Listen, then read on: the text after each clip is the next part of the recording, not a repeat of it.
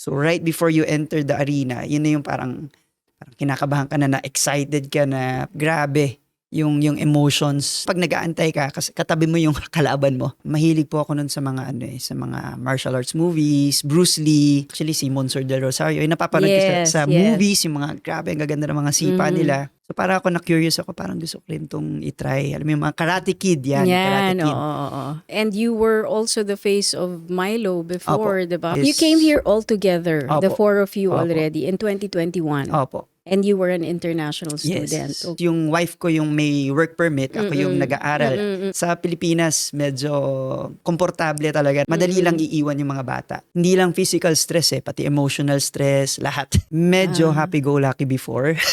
Mahihain po talaga akong tao. Very blessed ako na siya yung naging wife ko kasi patience niya talagang sobrang taas. Yung ultimate goal ko dito sa Canada is to have my own taekwondo gym. Hopefully, we're praying for that. Pagiging athlete is hindi naman forever.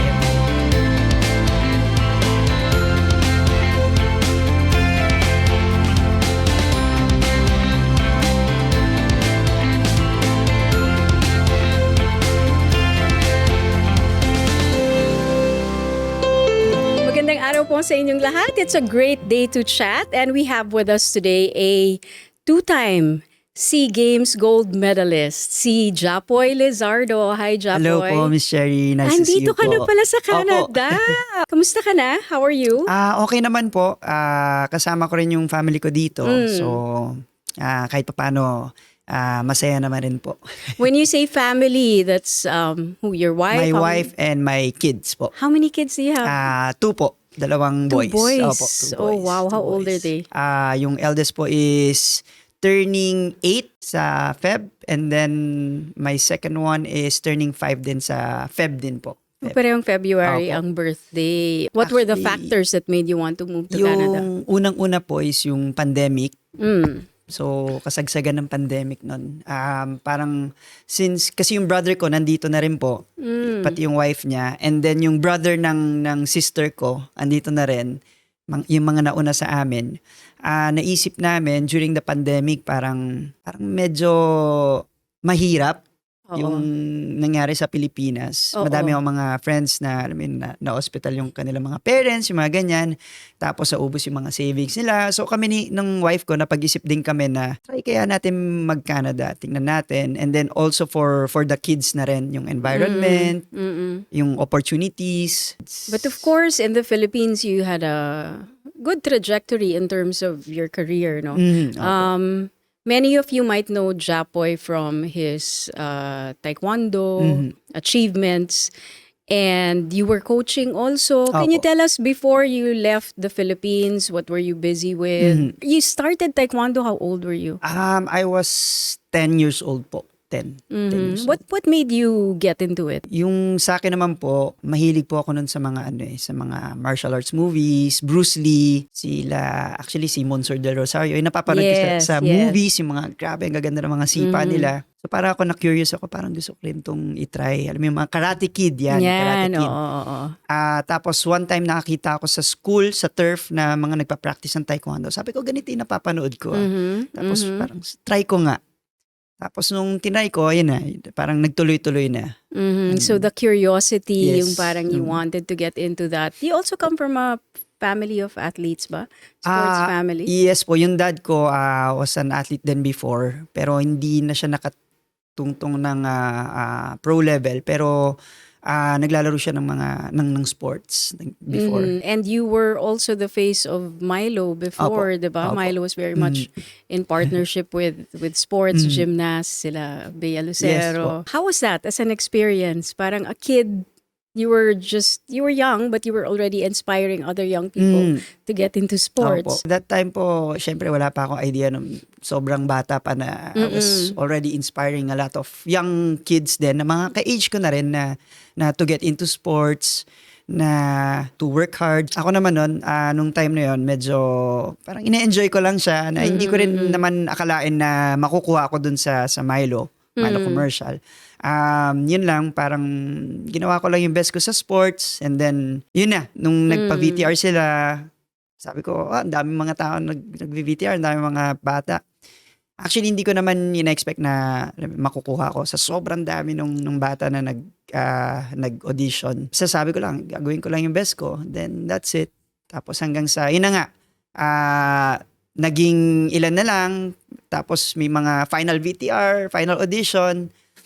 Tapos hanggang sa, yun na, nag-come up na sila na kunin ako for the commercial. How was that like? Because being an achiever in sports at that time, and at the same time, you had your own time in the limelight in terms of being an endorser for a popular brand, and also you had an acting stint also, Opo. right? Yes po. Ano yung mga takeaway mo from the fame, from that kind of limelight, and how different was it to be a celebrity in terms of entertainment and celebrity in terms of being a sports achiever? Feeling ko sobrang hindi naman sila magkalayo. Although, yung isa is yung acting, yung isa naman is sports. Syempre, parang dun sa dalawa, kailangan mo pa rin talaga ng disiplina. Parang almost the same yung ginagawa ko. Kasi pagka sa acting naman, may kasama rin konting taekwondo. So, parang na-enjoy ko rin siya. At least, hindi yung parang pare-pareho yung ginagawa na nakakasawa, ganyan. Iba rin talaga yung fame pagdating sa pag lumalabas ka sa TV na acting. Iba rin yung fame na pag tinitingnan ka nila sa sports person. Parang mas marami akong nai-inspire talaga when people see me as into sports. Iba kasi yung nabibigay ng sports din yung disiplina, yung values na natututunan mo. Yun yung parang nasi-share ko when it comes to yun nga pagiging sports person. Was it a short stint, your acting career? Hindi naman po. Actually, mga guessing lang. Kasi prioritize ko po talaga yung taekwondo, yung pag-compete abroad, international competitions. Kasi yung po talaga yung dream ko. Actually, yung dream ko nung bata ko is to, kung hindi alam ng iba, maging professional basketball player and to represent the country tournaments. Basketball. I was into that was basketball interesting. before nung bata ko. Naging varsity player po ako ng basketball, grade school and high school. Pero merong one time na for a year nag-stop yung basketball program sa school. So ako naman nun, medyo active din ako na bata.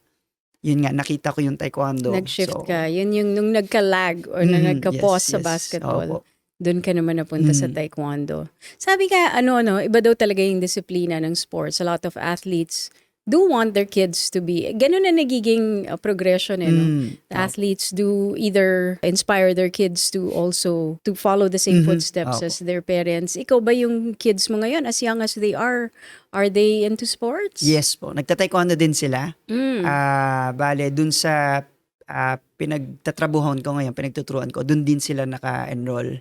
And then, meron din sila mga ibang sports na like basketball, swimming, soccer. Pero yung main talaga na hindi namin inaalis is yung taekwondo. Yung taekwondo. When you teach your kids taekwondo, is it fun? Is it like you're playing? Or is it like, I'm a teacher and I'm a strict teacher? Medyo po. Iba A yung mix of both or you're more strict? parang mix naman po ng both. Mix. Kasi minsan mapapansin ko na parang medyo nagiging sobrang strict na ako. Sige, i-change ko naman. Medyo masaya naman tayo. Parang ganun. Kasi iba talaga pagka tinuturoan mo yung anak mo Sarili mong sa anak. ibang students. Parang iba yung approach. Parang syempre pag kid mo gusto mo. Mas strict ka sa sarili mong anak, parang gano'n? Parang po. Opo. Kasi at least yun, anak mo. Pwede mong i-strict. Pero pagdating sa iba, kasi syempre, iba-iba yung culture dito. Hindi natin alam. Diba? Pag sa house, hindi naman super strict. Kasi ayoko rin naman sila na parang, dahil sa sobrang strict ko, parang ma-fall out of love sila sa sport. Parang balance lang. Balance. Opo. Pero may times na nakikita ko yung sarili ko na nagiging super strict. So parang, okay, change natin. Medyo ibang approach naman. You have to change gear a little bit, no? But they're both interested in it. They're Opo, really gusto both nila. into it. Gusto. That's good. Okay, so what do you do now? You mentioned in the place that you're Yes, training. I'm dun sila a nagtitrain. taekwondo instructor here po sa Canada. So, Great. yun. Was it, Opo. kasi sa'yo naman, you have international recognitions from what Opo. you did, no? How was that like, getting into a job? Because also part of the story is, moving to Canada and getting a job. And I guess we're two of the lucky ones who get to continue Yes doing po. what we Opo, love, tama. diba? And we do want to inspire Filipinos to move to Canada or to other places outside of the Philippines to still strive Yes. to do what you've been doing either Yes, back in the yes, yes. Philippines, or if you weren't doing what you loved then, maybe you can pivot to your passion. Kasi despite the difficulties of moving to another country, you can also look at it as a new beginning din eh. Diba? So you can restart. This is a new chapter. Hindi natin ginogloss over na yung hirap sa paglipat, pero this shouldn't kill your dreams. Yes, Hindi ba? tama po. So, ikaw, paano ka naging taekwondo instructor dito? What kind of credentials did you have to show them? Yung work ko ngayon, blessing lang din for us. Kasi nung una kami nagpunta dito, nung pagdating namin, wala po akong work for like a year. Kasi school, tapos ako rin nag-aalaga sa kids. Kasi yung wife ko is... You came here all together, the Opo. four of you Opo. already, in 2021. Opo. And you were an international Yes. student. Okay. Opo. Tapos, nung time po na yon, since yung wife ko yung may work permit, siya yung nag-work, ako yung nag-aaral. Online pa nung time na yon, online. So, sa bahay lang kami. Sa akin din naiiwan yung dalawang kids. So, nag-school ako dito online. Tapos sa kabila naman, si Jace nag-online school din. So, parang okay. kabila.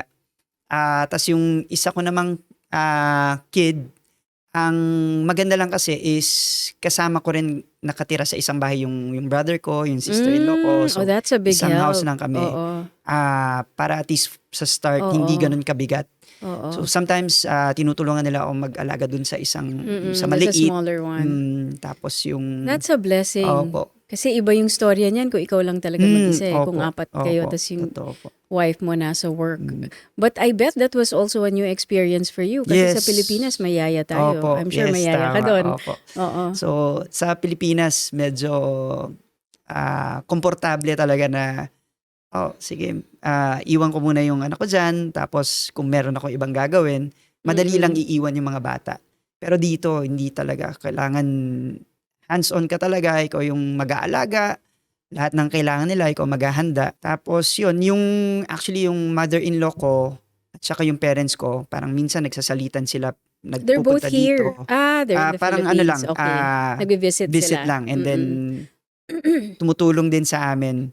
So medyo matagal din yung nila, yung stay nila dito. Minsan 6 months, 3 months to just help us out. Kaya very thankful kami sa kanila. And then yun, at least yung wife ko nakahanap ng work the first month na nandito kami, naghahanap. Nung time na yun talagang medyo hindi ganun kahirap maghanap ng trabaho noon kasi pandemic eh. So talagang kailangan nila ng mga tao sa field. And So, your wife she's an athlete also. yes po, right? athlete din sa Philippines. Meron kaming sarili naming gym back in the Philippines nung bago kami nagpunta dito. Actually, ongoing pa rin yung gym na yon. May mga coaches kami na hinahandle. And then, yun nga, after a month, nakakuha siya ng work. Pero yung work niya dito is in the healthcare Opo, industry. healthcare industry. Because as you mentioned, she's also a nurse in the Philippines, no? Opo. Well, that's an advantage here in Canada kasi healthcare kailangan dito. Oo. Tapos yun, nag-try ako maghanap ng work. Actually, gusto ko pang hanapin na work noon is outside taekwondo para lang ma-experience ko yung ibang field. Pero ewan ko, iba talaga si God pag siya yung gumawa ng paraan. I-enroll namin si Jay sa taekwondo. Tapos yung wife ko, si Janice, meron siyang friend dito sa Canada. He's Korean. May-ari siya ng gym dito. Nakita niya sa Facebook, meron pala siyang gym dito. So, kinontak namin, ganyan. Sakto, mag-o-open sila ng new gym sa may Mississauga area din na mas malapit sa place namin. So, sige, punta kami, nag-trial yung anak namin. Kita sila, kamustahan, ganon. Kasi naging liaison officer nila Janice sa Korea Open yung may-ari ng gym. Tapos every time nagkakaroon ng competitions, every year, worlds, ganyan, nakikita-kita sila. Wow. Ng wife mo. Oo. Okay. Kasi yung wife ko is Pumse, yung may-ari ng gym is parang ano rin, Pumse coach, Pumse player. Pumse is Like kata naman sa okay. karate. Parang mga Okay. patterns, ganyan, mga forms. Okay, okay. Yun na, nagkita sila, nagkamustahan, ganyan. So bagong open yung gym, hindi ina-expect nung may-ari na biglang lalaki yung gym kaagad. Nung lumalaki na yung gym niya kaagad, mga 1 month, 2 months pa lang, ang dami na nag-enroll sa kanya. Kasi syempre galing sa pandemic, ang daming mga people are excited coming na out. That's true. magkaroon ng activity. Especially physical activities. Nabanggit din nung wife ko dun sa may-ari na naghahanap nga siya ng part-time job ngayon, ganyan. Tapos one time biglang yun na, nag-message kay Janice na if gusto ko raw magturo, Part-time. mag-part-time sa kanila. And you were still studying then. So Yes part-time po, talaga lang yung part-time, pwede mong part-time. kunin. Opo. Okay. Sabi- And then you transitioned to full-time when you were Yes, pagka-graduate po. after you Pagka-graduate. graduated. How would you describe your journey? Grabe, iba yung parang hindi lang physical stress pati emotional stress, lahat. Parang una pa lang Mental, financial. yes Hindi po, ko alam yes kung, po. Grabe. Oo. Kailangan, I don't know kung sasabihin mong kung ready ka ba. Kasi hindi ka naman magiging ready unless na nandun ka na sa situation na yun. Sasabihin mo, ready ka, pero pagdating mo dun, ganito Iba pala, pa rin, ganyan pala. ano? So parang ano lang talaga, lakas Parang lang ng taekwondo loob. match ba? Parang ready ka na, pero Opo. pagdating mo doon, hindi mo alam kung Opo, saan tama. magagaling ang Opo. blows, no? Yes, so ganun yung nangyari sa amin. At least yung mga brothers namin nandito na meron na rin kaming kahit paano idea. Pagdating namin dito, syempre nag-adjust with the culture, yung weather, how things work. Hindi katulad sa Pilipinas na alam mo na kung saan ka pupunta. Dito talagang totally clueless, ganyan. Yung pathway namin dito nung pagpunta is international student ako. Medyo mahirap kasi ang tagal ko na-graduate from college, tapos biglang ito na naman, mag-aaral ka naman. Hindi mo na alam kung paano nag-work yung ganun. Actually, yung pathway na gusto sa amin ng lawyer namin is yung self-employed. Kasi yun talaga yung parang nakikita niya na one way na pwede kami makapasok dito and maging PR. Medyo mahirap din yung self-employed. Ang dami mong kailangan gawin, like the business plan. Kasi yun talaga yung ultimate goal ko dito sa Canada is to have my own taekwondo gym. Kaya lang, yun lang, syempre pag international student, yung tuition, grabe, di ba? Ang mahal ng tuition dito for international students. So yung finances namin, parang hindi ata abot tayo magkakaroon ng gym in the next 2 years, parang medyo malabo. So, yun, parang inisip namin, sinabi rin sa amin na parang medyo mahirap yung pathway na dadaan natin dun sa self-employed. So kami ng wife ko, nag-iisip kami, tutuloy pa ba natin ito? Siguro mga naka 1 year, 2 years na kami noon nung sinasabi namin, nag-uusap kami, tutuloy pa ba natin to, ganyan. Sabi namin, sige, kung saan tayo dalhin, kung hindi tayo ma-PR, balik tayo Pilipinas, at least may babalikan tayo. Kung ma-PR tayo, di ayos din. Yun, medyo, yun din kasi may 2 kids din kami, hindi naman kami makagalaw na kami lang dalawa. So kailangan din namin intindihin yung mga kids namin. At least ngayon, medyo mas nagiging okay na. Nag-pivot yung pathway ninyo, Yes, di ba? nag-pivot yung pathway Ang nangyari, namin. hindi na kayo nag-diretso sa self-employed. Hindi na kami nagdiretso sa self-employed. Sakto, parang yung work ng wife ko is healthcare related. So parang doon kami nag-shift na, siya na lang yung magiging main applicant instead of me. So sabi namin, parang nagka-hope na naman kami, yes, ito na naman. Meron na naman tayong parang at least hope na makakuha ng PR. Tapos nag-submit kami ng mga application, ng requirements. Sa tulong din ng lawyer namin, immigration lawyer. Okay naman, nag-aantay na lang kami ng result for our PR. So hopefully, na-draw na kayo? Na-draw na for Great. Express NP. Congratulations. It took 2021 hanggang 2025. Opo. Especially ngayon, naghihigpit. Opo, so, grabe. You were very lucky Yung to have timing had talaga, that. grabe. Parang, yung timing for us talaga, siguro yung plan ni God for us, na pumunta dito and magstay dito, parang dito kayo, parang ganon. Kasi kung hindi naman sa amin ibibigay. So, yun na lang din yung pinanghahawakan namin talaga. At least, no? That's good to know. At least the story ended in you getting your... you're just waiting Yes for po. the application for permanent residence. So that was a way to do it kasi marami rin sa atin ngayon mga kababayan natin nahihirapan on what kind of pathway they will take, no? It's possible for the other person, for the other spouse to become the main applicant, especially if if they are in in-demand Opo. jobs. So, titingnan nyo kung sino sa inyo yung may in-demand job. Oo. And I just recently found out from an immigration lawyer also, pareho naman pala kayong pwede magkaroon ng profile. Both spouses can have a profile, existing profile. Tapos kung sino yung Yes. mapiling una, Opo. so pwedeng gano'n, Tama. ano. But, Kami rin po, ganun din yung ginawa namin. So, nag-file kami dalawa kayong self-employed, para kung sino yung, ayun, kung opo. saan mauna. Yun lang Diba? din po yung maganda pag kami mga tumutulong, like immigration lawyers, alam nyo kung saan kayo po pwesto. And what are your, visions for your kids here in Canada? You said they're one of the main reasons why you wanted Opo. to move to Opo. Canada, Opo. hindi ba? Anong benefits ang nakukuha nila dito? Siguro yung isa na doon po yung pagiging independent nila, na slowly parang kahit papaano nagiging independent na sila. Kasi may pagka-sheltered sa opo, Pilipinas, yes, no, ang yes, mga bata. opo. And then yung environment, yung safety na may nakakalakad lang sila sa labas, ganyan. And yung opportunity na whatever na gusto nilang kunin dito na career path nila, they can use it here. They can also use it sa Philippines. Hindi Right. katulad, kasi sa Philippines, pag pumunta ka dito, kailangan magsa-start ka Oo. sa umpisa eh. Oo, At least yun, kung may makita silang opportunity sa Philippines, they can work there.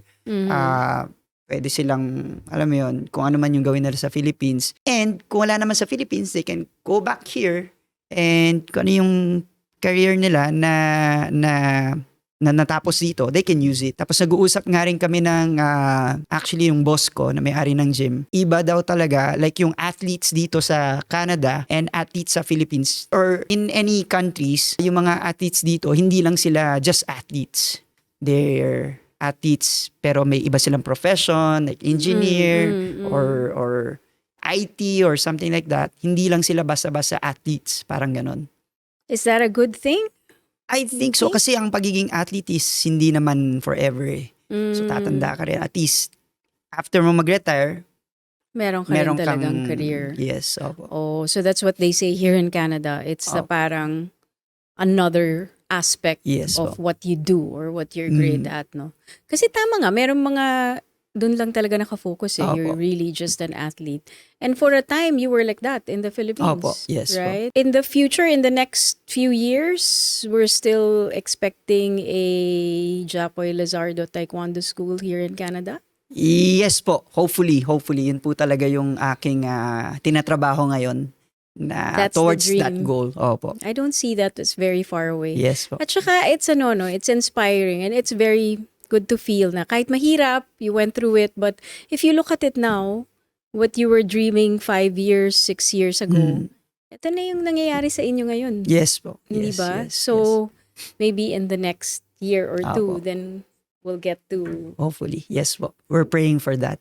Oh. What's your message to those who are thinking of moving here to Canada in the midst of there are some very difficult regulations Yes. now, making it difficult for those who want to move here or those who are already here na international students na are dreaming the same dreams Opo. that you have, maybe the same age, the same young family. What's your message for them? My message for them po, yung mga gustong mag-Canada or yung mga international students na nandito, na nangangarap din na maging, PR or Canadian citizen, seek professional help din. Hindi lang yung kasi may mga tao naman na gano'n na sila yung mismong gumagawa, parang DIY, ganyan.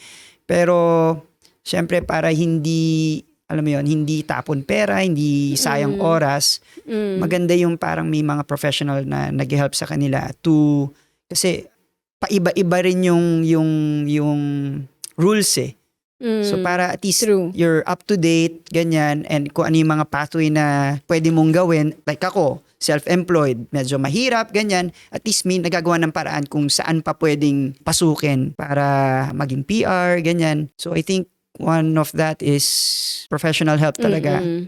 And then, iba kasi talaga tayo mga Pinoy, mga resilient, ganyan, hard workers. So, kung ano man yung, alam mo nyo, dream nyo, kung ba't kayo nandito, parang panghawakan lang nila kasi yun yung magdadala talaga sa kanila eh. And wag din nilang kalimutan na, syempre, maraming dasal talaga. Yun lang din kami mag-asawa, actually kaming family. Talagang pinagdadasal namin lahat kung ano yung plans niya for us. Yun lang talaga. Dasal lang talaga. And of course, yung mga, at least kami for us, yung mga taong sumusuporta sa amin, nandyan din para i-encourage kami. Yun lang din kasi minsan international students minsan mag-isa lang sila, minsan yung family nasa abroad. Yun lang din, I think maganda yung constant communication with your loved ones. Ganyan, makakatulong din talaga to cheer you up na magpursige ka na kaya ko to, parang ganun. Po siguro if they can bring their families together with you na parang it will be a big help then. Kasi kami ganun, yung wife ko, yun yung namin, parang pinag-usapan namin, kailangan sabay tayo, lahat tayo magkakasama, parang ganun. So kung may maunang isa, hindi pwede, kailangan sabay.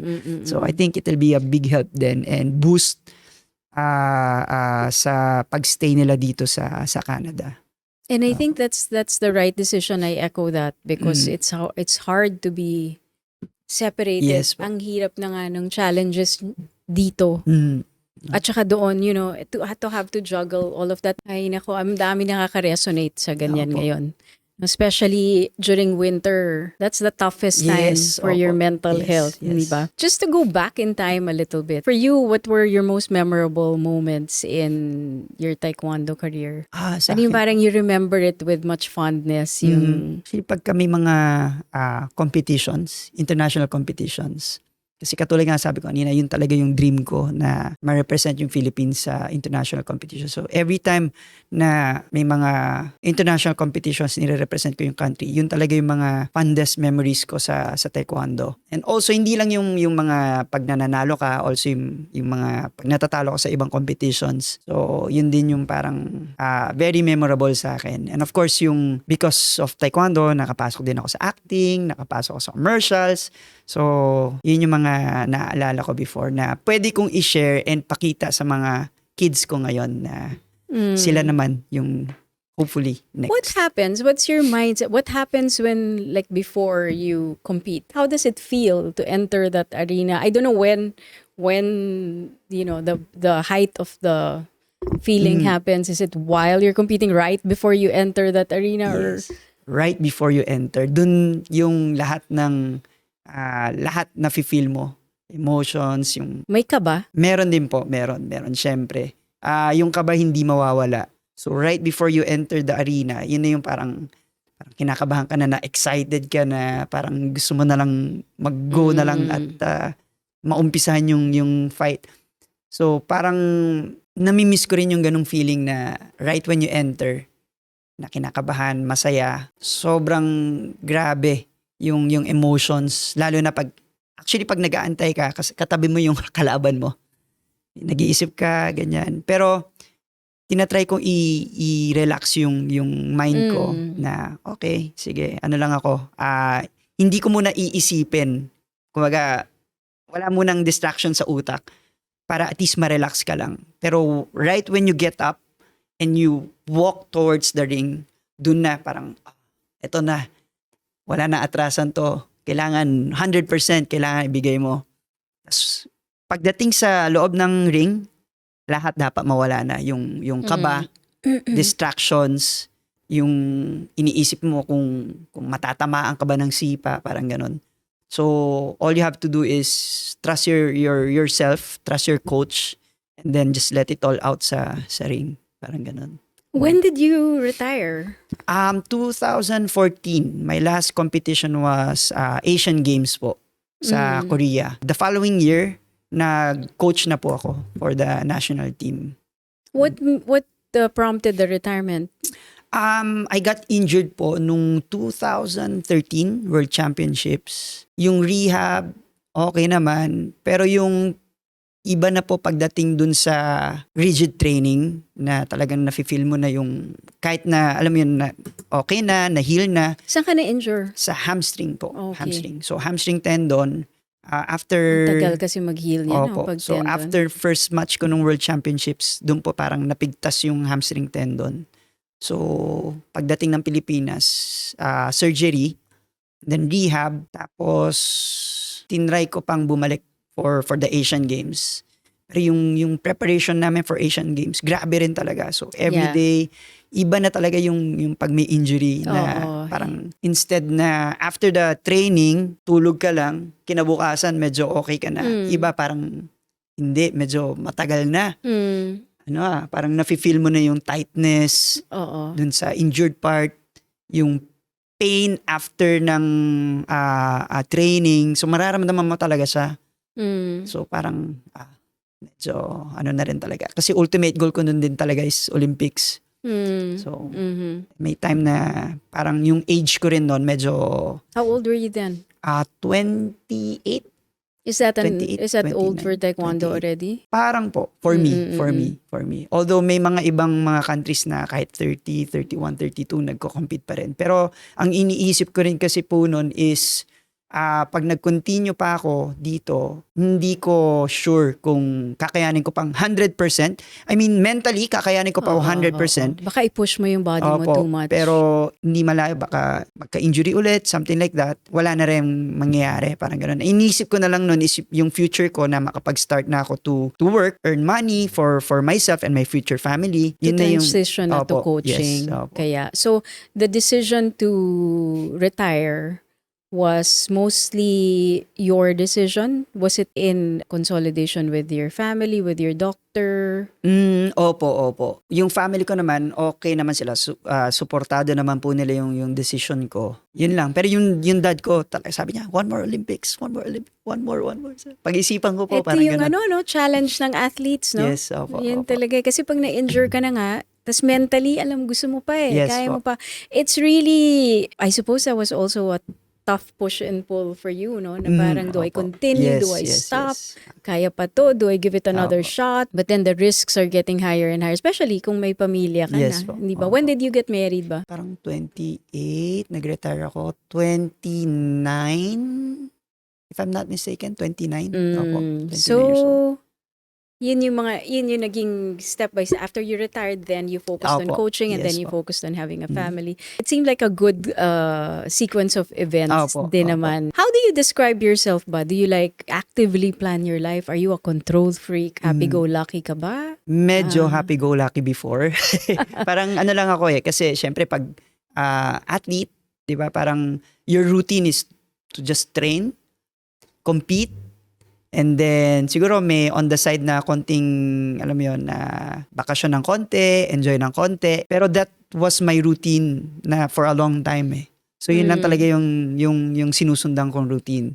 So parang hindi ko pa iniisip yung future until na yun nga medyo tumatanda na, nakikita ko na oy, dapat by this time ganito na, by this time ganito na. Yun, doon na ako nag-start mag-isip ng future, yung ahead. Oo. Pag that time na siguro mga 27 ako, 26, yun yung nag-start na ako na to think na ano ba dapat ako in the next 3 years, 5 years. Gusto ko dapat may ganito na. Gusto ko dapat may ganito na. So, doon na nag-start ng mga bandang 26, 27. What's something about you that a lot of people don't know? Maybe even those who are close to you. Ano ba? Most of the people na kilala ko, kilala nila ako as parang outgoing, makulit, ganyan na tao. Yung mga hindi nakakilala sa masyado, akala nila ako, suplado, ganyan. Pero sa totoo lang, mahihain po talaga ako. Parang introvert, gano'n. Gusto ko, ako lang mag-isa. Hanggat hindi mo ako kinakausap, hindi kita kakausapin. Pero nag-iba talaga siya lahat nung pagdating ko dito. Yun din yung isa sa mga siguro natutunan ko noon pa. How to talk to people, how to make relationships sa ibang tao na I think makakatulong din sa kanila pag in the future. So, pero ngayon, yun, parang yun din yung isa sa parang sinasabi nila noon. Parang suplado naman ito, hindi nagsasalita, hindi nagaan. Pero sa totoo lang talaga, pag once you get to know me, and naging comfortable ako sa kanila, ano naman ako, medyo funny, ganyan. So, yun. Bakit mo nasabing pagdating mo dito, nag-iba yung pagka introverted mo or that you don't really speak unless spoken to? What does that mean? That when you moved here, Yes. you felt like you had to assert yourself? Yes. Kasi required sa work, di ba? You need to talk to people. Pero yung required na yon, parang sinabi mo required na kailangan kausapin mo sila until na maging na lang siya, yung Second nature. second nature na, oy, you come up to them, kausapin mo, kamustahin mo sila. Yun yung isa rin sa parang na-develop sa akin nung pagdating ko dito. Kasi mahihain po talaga akong tao na, tanong mo naman kung ano. Kunyari, may something like that. Ngayon, hindi. Parang na-develop na siya na kung may kailangan ako na yung lalapit, ako na yung magtatanong, or kung may kailangan ako sabihin sa isang tao, lalapitan ko siya, sasabihan ko. Or like, sa work ko ngayon, yung mga parents, right? May mga anak sila, dinadala nila, yung progress ng anak nila, kailangan sabihin ko sa parents. Tapos yung, kakamustahin mo lang sila na, how come, parang ang tagal na hindi nag-training ni ganito, so kamustahin mo sila. Unlike before na, kailangan ko ba gawin to? Yun, You know, that's one good thing also that I noticed with a lot of Filipinos when they move here. Kasi in the Philippines, we can get away with that. We Yes, can get away our whole lives without having to assert ourselves so much or having to express how we feel even, no?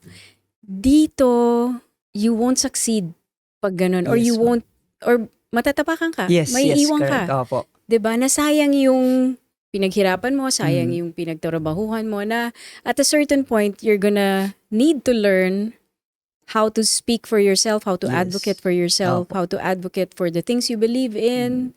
And like you said nga, if you want to own your own gym, 'di ba? Now you have to proactively talk to the parents and do those things because we're in the same boat on that. And I think that's one aspect that I've grown also here because I'd rather keep the peace. Or if I don't have to, especially talk to other people about these things, parang okay na yan. Kaya lang, sometimes sa pila or may sisingit na. Sometimes you have to, wait, excuse me, I was here first. And hindi ka pwedeng magpatapak kasi. Not that they will trample on you. They're not mean people out there. It's just that you just have to speak up. Let people know your presence. Let people know your space, your right. Di ba, no? And that's a good thing. That's a good thing that we're learning here, di ba? Yes po. Kasi sa Philippines parang mahiyain, ganyan. Dito parang pag ganun ka, parang they will look down on you. Parang ganun. So parang dito, parang yung kailangan yung confidence mo, ipakita mo. Hindi naman yung nagyayabang ka, pero parang the way you talk to them, parang dapat yung maramdaman nila yung sincerity mo tsaka yung confidence mo. Okay. Yung assertion mo. Kasi if you don't believe in yourself, they won't also get into that bandwagon. So, who are you? They don't know you. Yes. Yun yung iniisip ko rin. Hindi naman ako kilala nito. Okay, let me talk to them. Yes. Oo. You're only nga daw as good as what you tell, what you're able to verbalize. Yes. Diba? How you sell yourself. Although people can also see through authenticity. Yes. Kaya nga importante rin yung hindi ka naman mayabang because yes. they'll also see through that. Yes po. 'Di ba? It's good to hear about your adventures here in Canada. How about your wife? How is she adjusting? Ano yung mga naging challenges nyo as a couple here? Ako po very thankful po ako sa wife ko. Very blessed ako na siya yung naging wife ko kasi sobrang laki ng help niya sa akin. Siya yung actually lahat nag-asikaso ng papers namin, ng ganyan. So talagang very thankful ako and grateful and appreciate ko lahat ng ginagawa niya for us. And nung lumipat kami dito sa Canada, naging kami. Close naman kami before. Pero iba yung closeness namin ngayon na parang dati ang iniisip lang namin, no? Saan tayo kakain? Ganyan. Anong movie pa nun? Yes, anong movie? Anong mga activities sa mga kids natin? May date ba tayo mamaya? Ganyan. Kasi we can just leave the kids to our parents or to the yayas, di ba? Pero here, iba na yung mga pinag-uusapan namin. Feeling namin mas nag-mature kami when it comes to our relationship and being husband and wife. Yung roles namin, mas nagagampanan namin. Yun yung tingin ko na parang nagpatibay sa amin yung situation namin dito na kami lang yung magtutulungan talaga. Yun lang din yung parang isa sa naging parang siguro very blessed ako na I have a wife like her na nakakaintindi talaga. And patience niya talagang sobrang taas. Pero yun nga, iba na yung parang mga pinag-usapan namin yun. More on how we can help each other out and manage our schedules, yung mga ganyan. So with that, parang mas nagko-connect kami, mas nagiging close kami together na ang hirap nito pero nagawa natin. Oo, Parang ganon. together. Oo. Ganon, so. I also ask that because moving to another country for a couple, for a family, is very challenging to Yes. couples. Mhm, So yes, sabi yes. nga ng iba, it either makes you stronger or it breaks you. Yes. And we know, I personally know of a lot of people who have been broken by the process Yes. of moving. Kasi minsan yung iba nauuna muna yung isa, maiwan yung isa. Yes. Or even when they move when they move to the country together, there's a lot of challenges. Tsaka yun nga it will force you to grow. Yes. It will force you to face your weaknesses. Yes. Face your demons. Yes. Diba? Yung mga dati mong hindi iniiwasan mo na that you don't want to deal with, you're gonna have to face it and deal with it. And it tests the relationship. Diba? So ngayon, one thing also hard about Filipinos, for our yung age mo or age ko, or kahit anong generation yan, sa culture natin sa Pilipinas, we have separate friends. Your wife has separate friends. Ikaw may sarili kang group of friends. And when you move here, wala yung ganung support system. No, so you have to make new friends. If you even have time to make friends in the beginning, baka sa una wala pa Opo. So magiging kayong dalawa Magkasama. lang talaga. So it's gonna be your partnership, Yes. your friendship, no, na magiging basis ng lahat ng yon. So, I haven't met your wife, but hopefully. but kudos to her. Marami naman kasi talaga yung babae ang gumagawa ng mga paperwork, sa mga ganyan, no? Ito is yung mga pasensya, even with the kids. So, do you still have affairs in the Philippines? You said you still have a gym there Yes that's po. running. Yes po. So, meron pa rin po kaming gym sa Quezon City, run by our assistant coaches. You're running it from here? You have Yes po. Actually, yung mga assistant coaches namin, they're very capable of running the gym kasi they've been with us since we started. So, alam na nila yung system, yung program. So, sila na po yung parang nagpapatakbo. And then once in a while, pagka may mga kailangan asikasuhin, nagmi-meeting kami, mga coaches namin, and then doon kami nag-uusap. So meron pa rin kayo. Ang hirap din, no? Minsan Philippine time. Tapos Opo. adjust Actually, mo. nung pagpunta namin dito, nagtuturo pa rin ako sa Philippines online. Oo. So, gigising ako ng mga 5 a.m. to teach. Oo. Kasi 5 p.m. doon. How long did that last before you thought, hindi ko kaya. Masyado yatang mahirap tong schedule matagal na to. din po. Lasted mga 4 Because you were 4 to 6 studying that months. time, Opo. no? You were studying. But it was keeping the money going. Opo, So yes. that's a good thing. Malaking tulong din po. And you plan to continue the gym in Manila? Yes po. Yes. How often do you go back? Or do you have you gone back since 2021? Kakabalik lang po namin last year, April 2024. 2024 po. Tapos nag-visit kami sa Philippines for a wedding, and then nag-visit na rin po kami sa gym namin, and nag-renew rin po ako ng contract with my endorsement Oh, so you still have endorsements in Yes po. Manila? Which one? In the Philippines? sa Milo po. Okay. Oh, that's good. Opo, There's still those things. If you can have things going there, I mean, even if you've moved here in Canada already, kung meron ka pang pwedeng makapitalize sa Philippines, Opo. diba? Opo. Advice na patuloy nyo pa rin Yes yun po. kung kaya naman. Because that's another source of income. You know, and minsan mas establish ka na doon kung Opo. kaya mong ipagpatuloy. At least nakakatulong sa finances Yes dito. po. Opo. 'Di ba? Dito yung mga ginagawa mo doon, ang hirap gawin dito eh. Opo. Kailangan Totoo po. sisimulan mo ulit Yes. kung meron ka na naman doon. Why not continue, 'di ba? On your free time, what do you do for fun? Usually mag-alaga po ng bata. Pero okay naman po kasi naka-bonding ako with them. Mas Okay closer naman. ka rin siguro. I mean, you would have been closer to your kids here Yes. than if you were in Manila, Opo, I suppose. So, during my off, ko yung naghahatid sundo sa kanila sa school. Tapos pag may mga activities like tutor or kumon, ganyan, dinadala ko sila sa activities nila. And then pag uwi ng bahay, pag wala nang gagawin, minsan tinetrain ko sila sa house taekwondo. So, yun. And then during the weekends, actually Saturday meron akong work until Saturday. And then sa afternoon naman, pag kami minsan yung wife ko naghahanap ng activities for the kids, yun, punta kami. And then Sunday, church, kain sa labas, uwi, rest.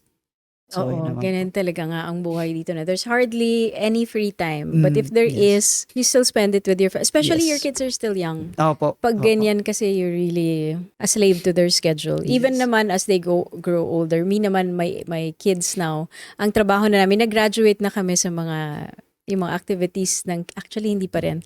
But like, ngayon na meron na silang yung mga sariling friends and they're in their teenage years, driver naman kami. yes. 'Di ba? Driver ka Oo. dito sa like my daughter had the thing with her friends last weekend, so hatid. But since malayo, saka na lang kami gagawa. Like, we'll eat out while waiting for her to Opo, finish, yes. mga ganyan. So, yan ang trabaho ng parents until we graduate. What about your wife? What does she love to do? Yung wife ko po, actually, gusto lang niya yung mga, alam mo yun, parang pamper, yung mag-pamper sa sarili niya. Like, the last time, I think, meron siyang ginawa yung head spa. Mga ganyan, pamparelax, ganyan. Mga Dito ang mahal ng mga ganon Yes, di ba? opo, But grabe. yeah, we all want. Siyempre, So, once in a while. stressful ang buhay dito. Opo. You just want Yes. ang massage sa Philippines, it's so cheap, no? You Yes can po, get it. yes I po. used to get that massage. There was a time kasi I've also had an injury. Every week, I would get the massage. Dito parang wow, pag in every week mo yun. Grabe. Grabe po. Ang mahal. But Yes. yeah, do you like to travel? Anong Actually, dream destination mo? Kami po talaga is Japan. Mm. Kasi kahit nung nasa Philippines kami, ang Japan medyo malapit lang. Pero hindi pa kami nakapunta ng Japan. Yun talaga yung gusto naming mapuntahan. Before the pandemic, we were set to, nag-usap na kami ng wife ko.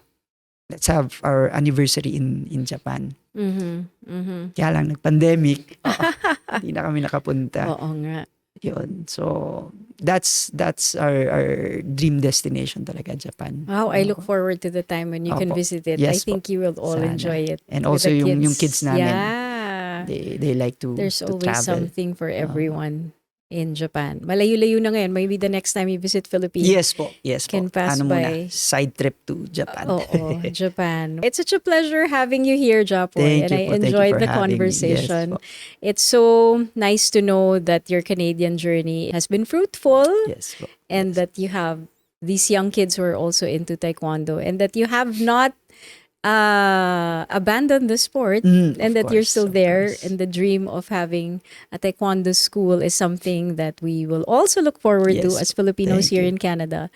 We support each other. Balitaan mo kami. Sige pag po, ganyan. of course. We also maybe one of these days want to feature your school. I mean, Opo. the school where you teach. Sige po. Sige. Diba? No problem. Anything else? We've run out of time, but Yes. anything else that you want to I just want to say thank you, Miss Cherry, for inviting me here. It's such an honor to be interviewed by Miss Cherry, of course. And I want to thank my parents and my in-laws na talagang nandyan sila to support us and to help us. And our siblings, my brother, sister-in-law, and all my brother-in-laws. Thank you so much for helping us out na talagang since the very start talaga nandyan sila to support us. So thank you so much. anong wish mo for the Philippines? For the Philippines naman, wish ko na, alam mo yan, lahat magkaisa na, di ba? Alam mo yan. Just one goal, one dream, sama-sama. And yun. And also for the Philippine sports na more Olympic goals for us and mas mag-prosper pa yung Philippine sports sa atin. So, yun. And also, last one, nakita ko yung difference ng Canadian sports sa Philippine sports. Iba talaga yung Philippine sports natin. Talagang very serious sila sa mga athletes natin. Dito sa Canada kasi kanya-kanya sila eh. So, kaya yung mga athletes natin sa Philippines talagang, alam mo yun, i-enjoy nyo yung time nyo dyan and wag nyong ibaliwala dahil talagang, alam mo yun, yung support sa atin ng government ng Philippine sports talagang nandyan. So, nakita ko talaga yung, alam mo, sinasabi nila minsan sa Philippines, walang ganito, walang ganyan. Oo, walang Pero support, dito talaga sa Canada, Mas lalong wala. Kanya-kanya yung mga athletes. Kanya-kanya, but they're supported by the government also? For Canada, Oo. no. Mm. So usually, So parang private sponsorship. feeling ko may mga private sponsorship, pero when it comes dun sa government, I think hindi sila nakakuha ng mga allowances, ganyan. Unless you're gonna represent the Olympics, parang ganyan.